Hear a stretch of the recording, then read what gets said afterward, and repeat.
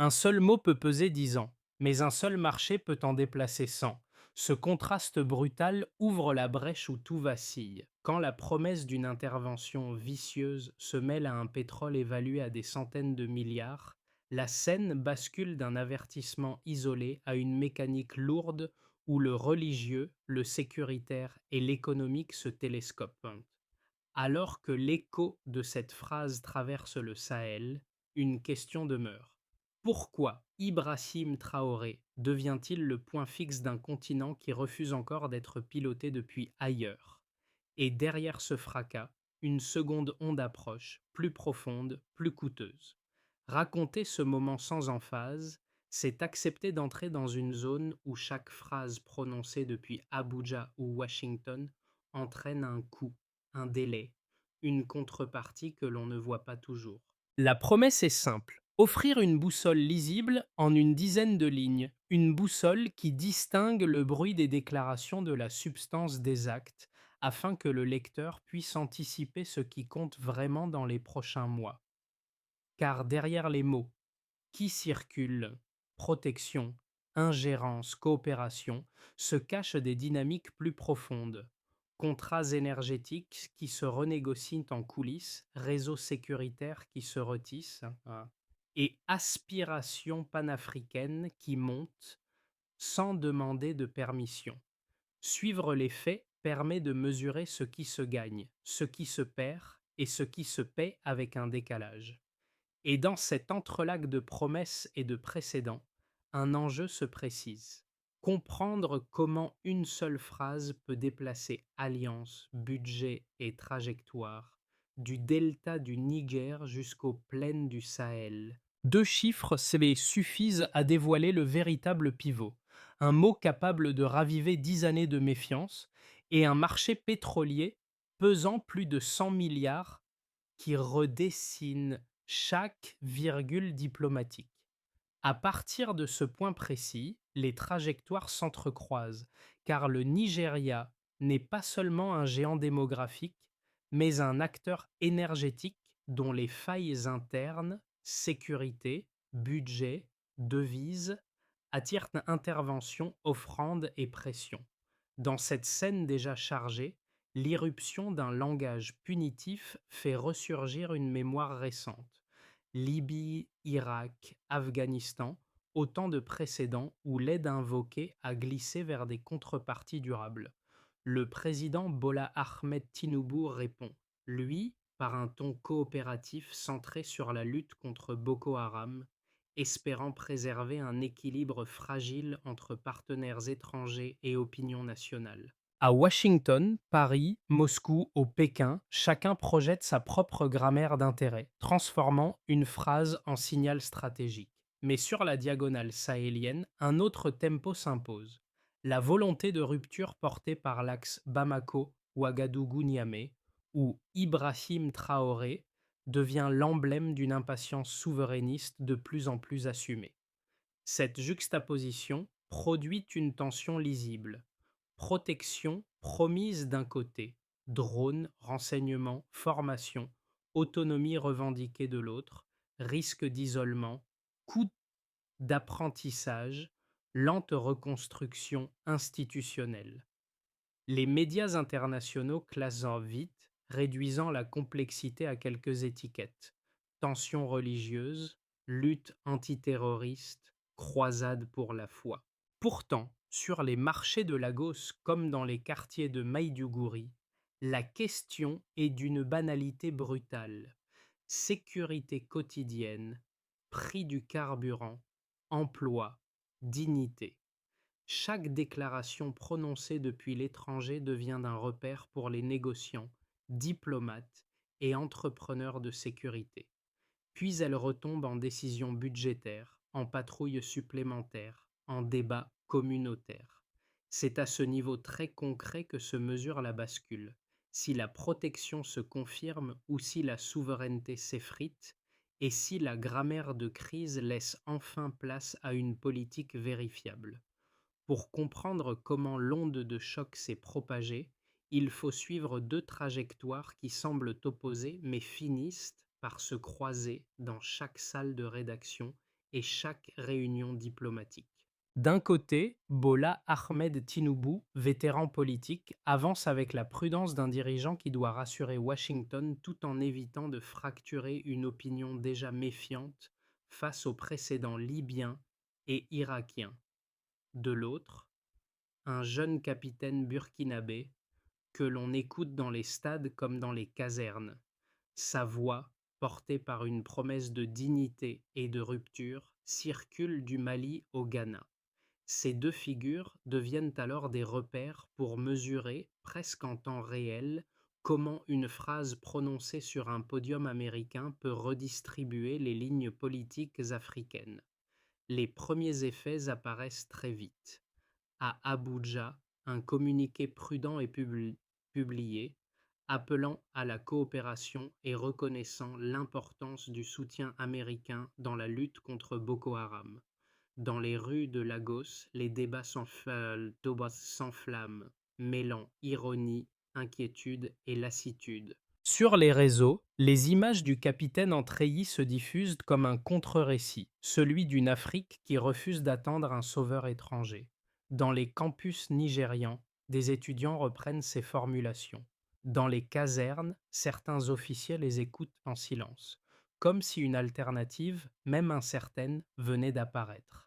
Ces contrastes fabriquent un nouvel espace de décision où chaque posture, compromis institutionnel ou souverainisme ardent, entraîne des effets psychologiques: confiance, méfiance, mobilisation ou résignation.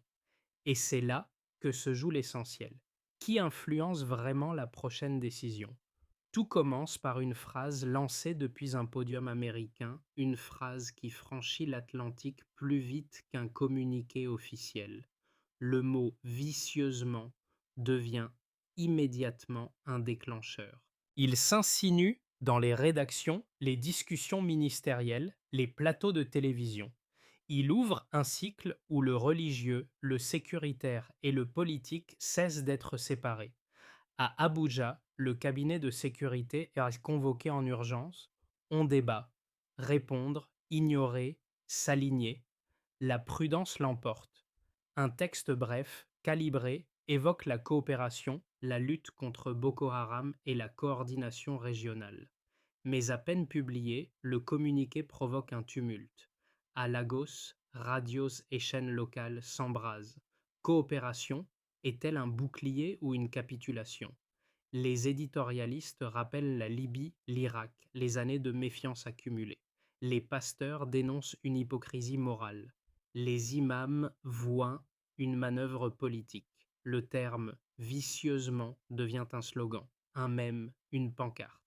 C'est l'étincelle, l'opinion bascule de la sidération au soupçon. Les jours suivants, l'emballement se structure. Les ambassades occidentales renforcent leur sécurité. Les diplomates américains rencontrent la défense nigériane pour clarifier. Paris dépêche discrètement des émissaires, inquiets d'une perte d'influence. Moscou envoie des signaux ambigus parlant de partenariats sans condition. Pékin observe silencieux, laissant les autres se découvrir. Pendant ce temps, à Ouagadougou, un discours prononcé dans un stade bondé circule en boucle.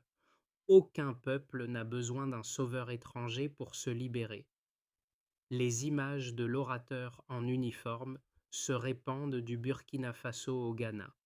Elles agissent comme un contrepoids narratif.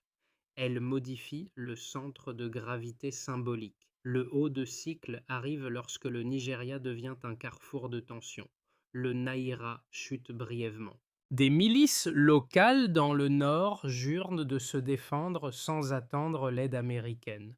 Des vidéos de patrouilles improvisées, musique martiale envahissent les chaînes panafricaines.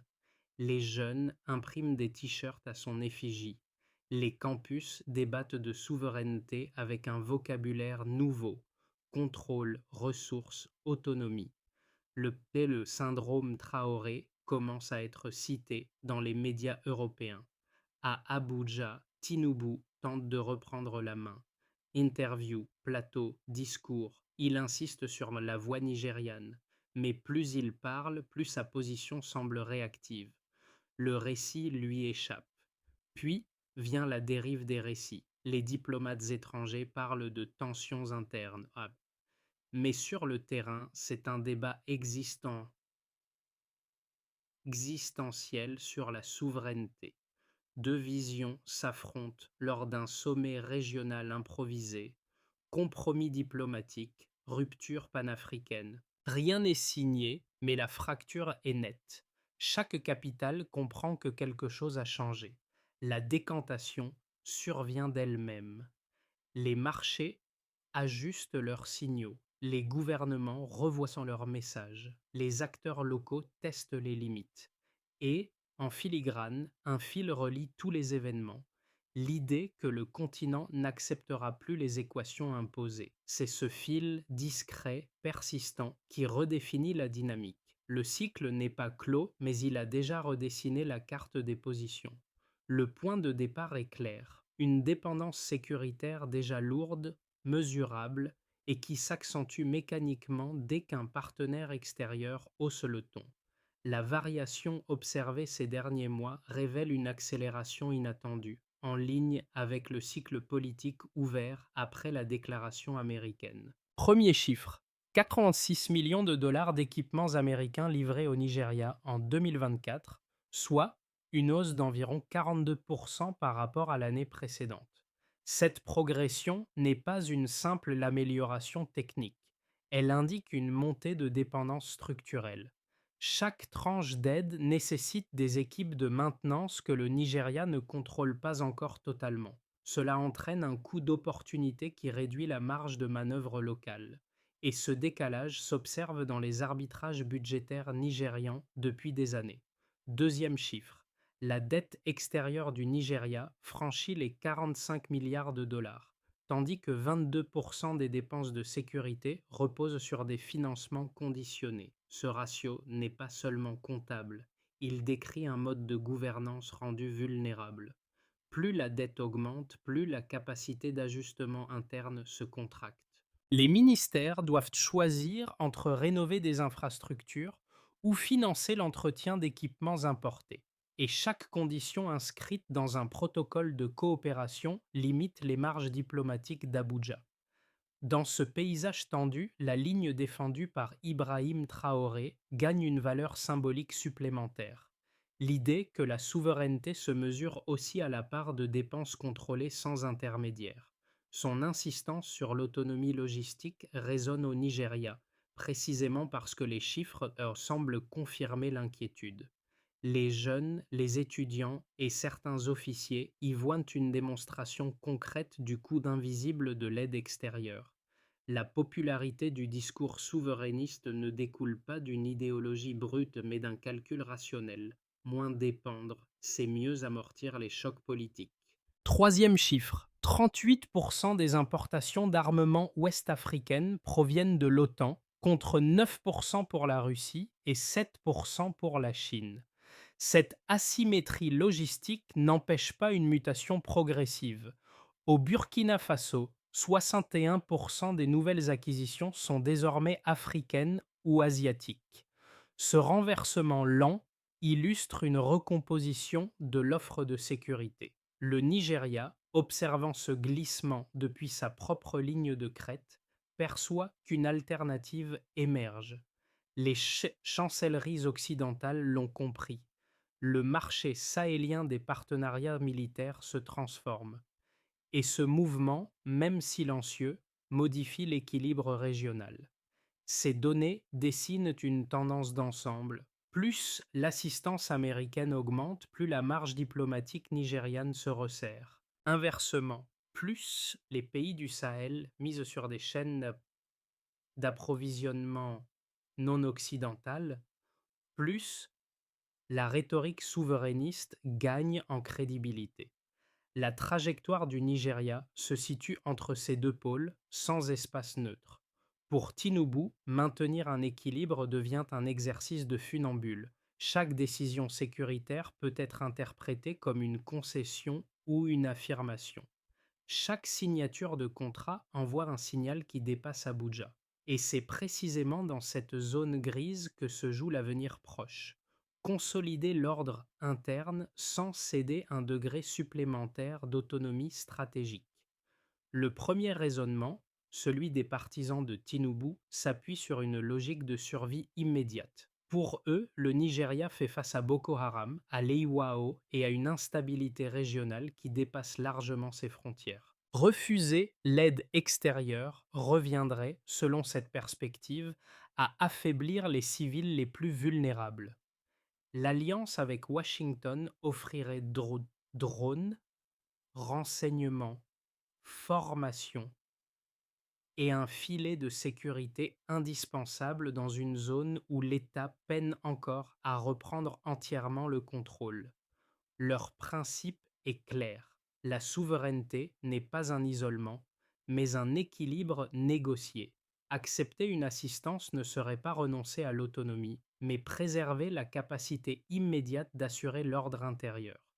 Le second raisonnement, porté par ceux qui suivent de la ligne souverainiste inspirée par Ibrahim Traoré, lit la situation à travers une autre grille, celle de l'histoire longue. Chaque base étrangère devient un précédent. Chaque prêt d'équipement s'ajoute à un cycle de dépendance qui affaiblit les institutions locales. La coopération sécuritaire, lorsqu'elle dure trop, transforme la protection en réflexe.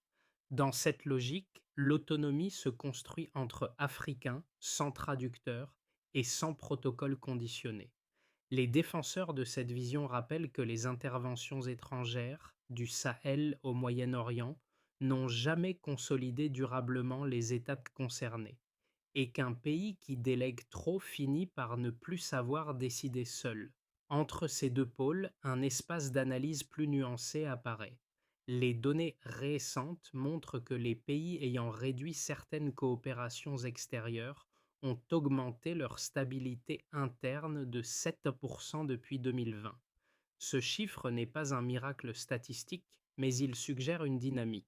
La résilience locale produit parfois plus d'ordre que la coordination importée. Pour autant, cette tendance ne nie pas la réalité de la menace terroriste ni la nécessité d'un soutien ponctuel. La réponse la plus solide à ce stade ne consiste ni à glorifier l'autonomie totale, ni à sanctifier l'aide sans limite. Elle exige de mesurer ce que chaque partenariat apporte et ce qu'il retire. L'Afrique change de centre. Cette bascule ne surgit pas d'un grand discours, mais d'une inflexion lente portée par une jeunesse numérique qui lit les événements plus vite que les chancelleries ne peuvent les interpréter. Là où les débats officiels invoquent protection, coopération ou ingérence, les conversations ordinaires glissent vers trois notions nouvelles: contrôle, autonomie et capacité locale. Ce déplacement est discret, mais il reconfigure le terrain politique mieux qu'un vote ou un sommet. Dans les rues de Lagos, comme dans les artères de Ouagadougou, l'argument religieux commence à céder la place à une lecture plus matérialiste. Qui décide, qui paie, qui dépend? Les discours institutionnels, autrefois centraux, perdent en pouvoir narratif au profit d'images circulant à grande vitesse. Points levés, foule compacte, slogan court. Cette grammaire visuelle devient une force politique diffuse. Au Nigeria, Tinubu constate que son équilibre initial vacille. Son ton coopératif n'efface plus la poussée souverainiste amplifiée par les réseaux et les campus. Dans ce miroir mouvant, la silhouette d'Ibrahim Traoré se détache peu à peu non comme rival, mais comme repère d'un imaginaire continental qui refuse la permission extérieure. Ce point médian inaugure une nouvelle phase. L'Afrique n'attend plus l'explication, mais la cohérence. À ce stade, il devient pertinent d'examiner niveau national, Nigeria, sécurité, opinion, économie immédiate afin de mieux comprendre la dynamique qui se dessine. La tension née de la déclaration américaine a redessiné les attentes internes. Dans le Sud, les élites économiques s'accrochent à la coopération sécuritaire, convaincus que la stabilité demeure indispensable aux investissements énergétiques. Dans le Nord, les associations religieuses redoutent un retour des logiques coloniales et réclament d'une vigilance accrue. Ce clivage s'étend désormais aux jeunes, dont une majorité affirme préférer la construction d'une autonomie progressive plutôt qu'un alignement complet sur Washington. À ce stade, il devient pertinent d'examiner diplomatie nigériane entre prudence et repositionnement afin de mieux comprendre la dynamique qui se dessine. À Abuja, les équipes de Tinubu naviguent sur une ligne étroite. Accepter l'assistance américaine sans apparaître comme un exécutant. Les signaux envoyés par Washington, réunions, protocoles, offres d'équipement, reçoivent désormais une lecture plus prudente car chaque clause peut devenir un précédent contraignant. L'Union européenne reste ambiguë, évoquant surtout le dialogue interreligieux, alors que Moscou et Pékin cherchent les interstices diplomatiques pour étendre leurs propres offres. Cette diversité de pression forge un dilemme permanent. Comment coopérer sans céder de souveraineté? À ce stade, il devient pertinent d'examiner niveau démographique et social jeunesse, réseau, circulation des idées afin de mieux comprendre la dynamique qui se dessine. Dans les campus nigérians, un nouveau lexique se répand.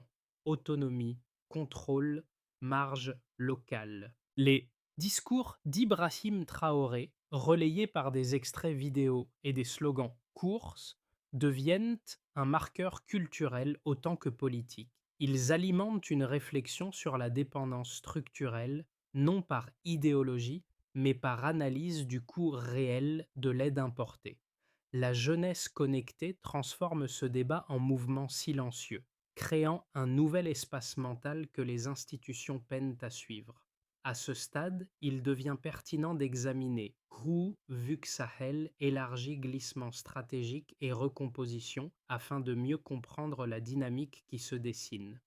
Au Burkina Faso, au Mali et au Niger, la rhétorique souverainiste a cessé d'être marginale. Elle se convertit en politique assumée. Les ONG panafricaines, nées après la déclaration américaine, demandent la fin des bases étrangères et la construction d'une défense régionale sans intermédiaire. Les ambassades occidentales évoquent désormais un effet Traoré, signe que la dynamique dépasse les frontières nationales. Ce changement de perception fait glisser le centre de gravité stratégique du continent vers un imaginaire où la dignité pèse autant que la puissance matérielle. Ces quatre registres, national, diplomatique, social, régional, composant une même trajectoire, un espace africain en recomposition, soucieux de sécurité, mais déterminé à ne plus céder son autonomie sans contreparties explicites. Tinubu tente encore de maintenir l'équilibre, mais l'écho d'Ibrahim Traoré agrandit le fossé entre coopération et souveraineté. L'enjeu n'est plus seulement la réaction à une phrase américaine, c'est la redéfinition du pouvoir décisionnel dans un continent qui revoit ses priorités. À ce stade, il devient pertinent d'examiner scénarios de basse prudence calculée et glissement contrôlé afin de mieux comprendre la dynamique qui se dessine. Le Nigeria maintient la coopération avec Washington, mais cherche à réduire progressivement certaines missions étrangères afin de regagner une marge diplomatique visible.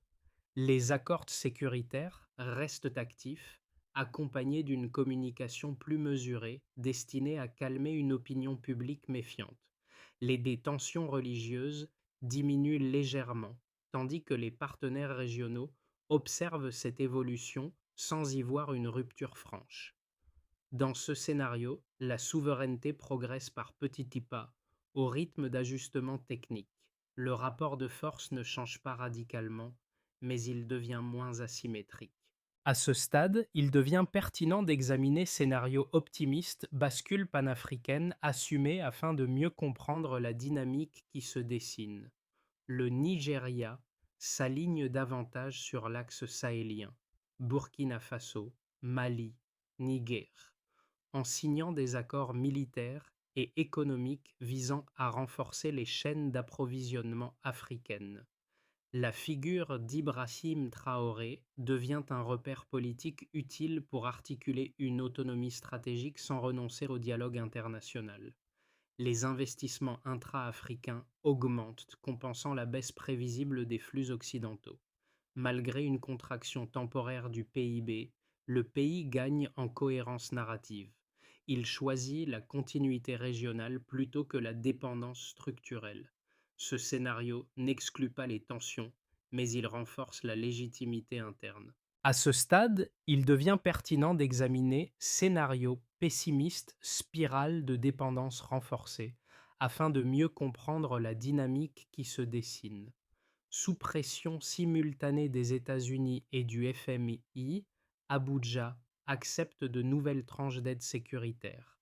Les conditions s'alourdissent, supervision accrue, partage d'informations élargi, formation centralisée par des équipes étrangères.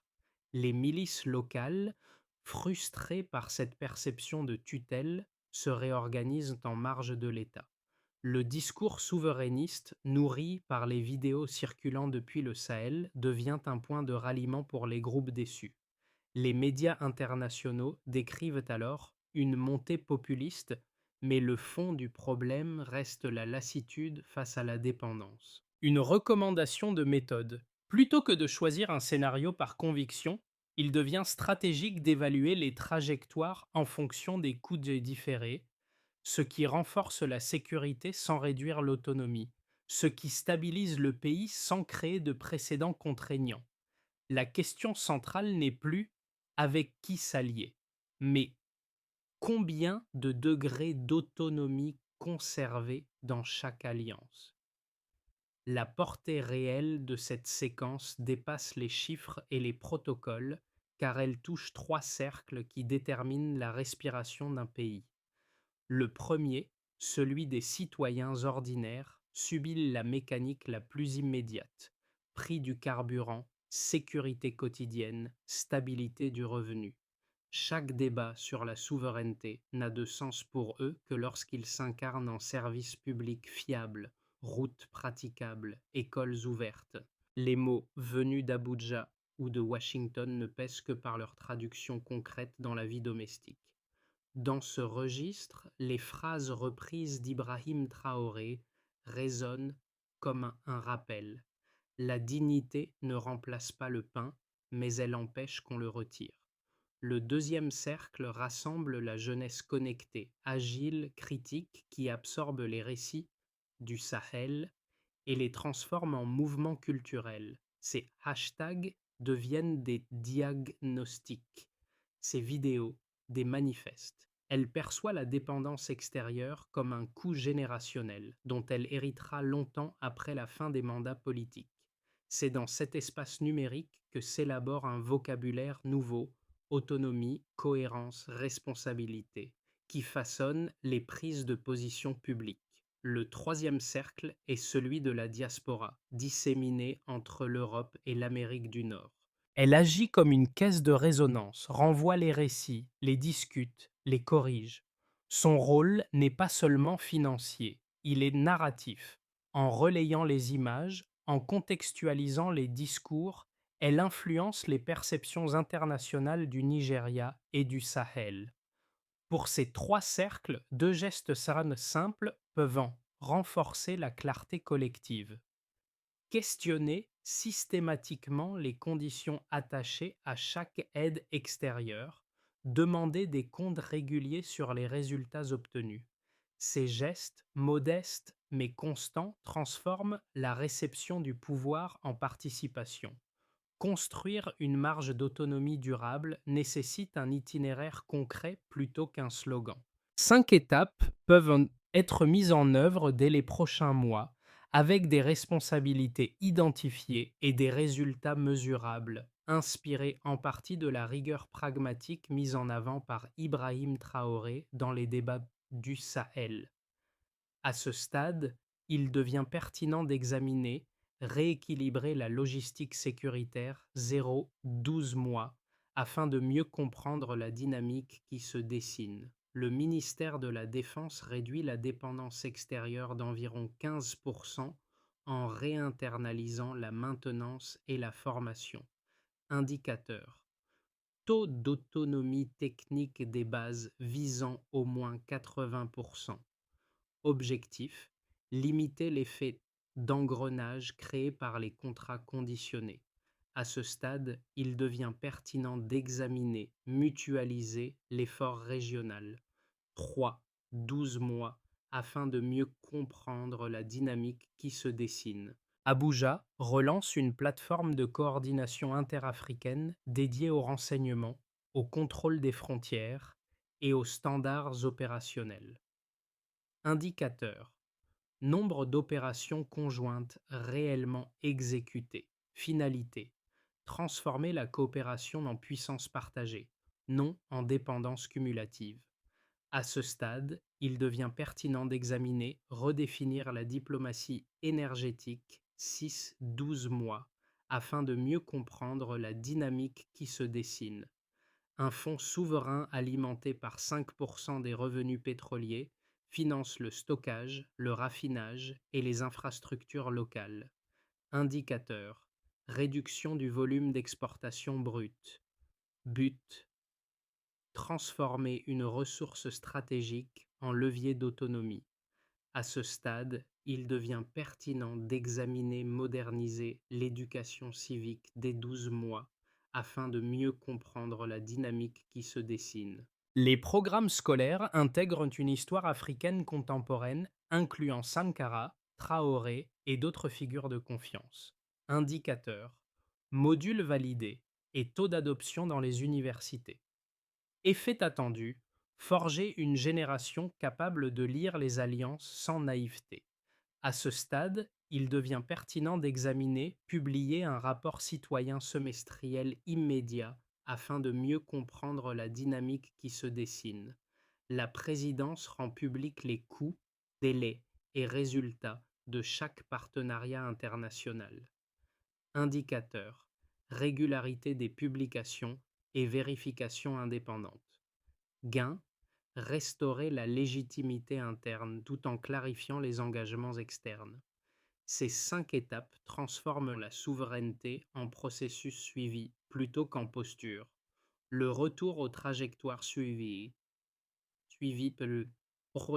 plus tôt éclaire autrement la tension actuelle. On retrouve Tinubu dans son rôle de vétéran prudent, avançant pas à pas entre pressions étrangères et demandes internes, exactement comme dans les premières heures où son communiqué mesuré tentait de contenir l'incendie.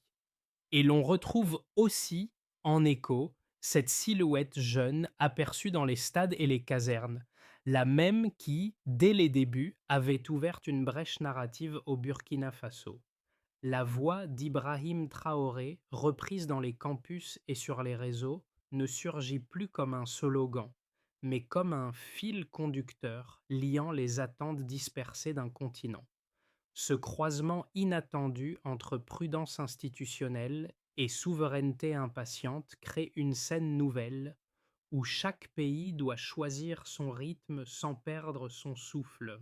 La force de ce moment tient moins au discours qu'à la manière dont il circule, se transforme, se réapproprie dans les rues de Lagos comme dans celles d'Ouagadougou. On comprend alors que la véritable fracture n'oppose pas deux dirigeants, mais deux visions du possible. La dignité n'attend jamais la permission. Cette phrase courte, ferme, pourrait résumer la transition silencieuse qui s'opère. Elle rappelle que l'histoire parfois avance par des voies venues du terrain plus que par des podiums officiels. L'écho des derniers mois laisse une impression singulière, celle d'un continent qui réapprend à se regarder lui-même avant de regarder ses partenaires. Dans les rues, sur les ondes, dans les cercles d'étudiants ou de commerçants, une même idée circule désormais avec une assurance nouvelle. La souveraineté n'est plus une revendication théorique, mais une pratique quotidienne faite de choix, de limites et de responsabilités partagées. Les récits du Sahel, eux, rappellent que les voix locales peuvent encore déplacer les lignes, même lorsqu'elles ne disposent ni de richesses immenses, ni d'alliances massives. Cette énergie diffuse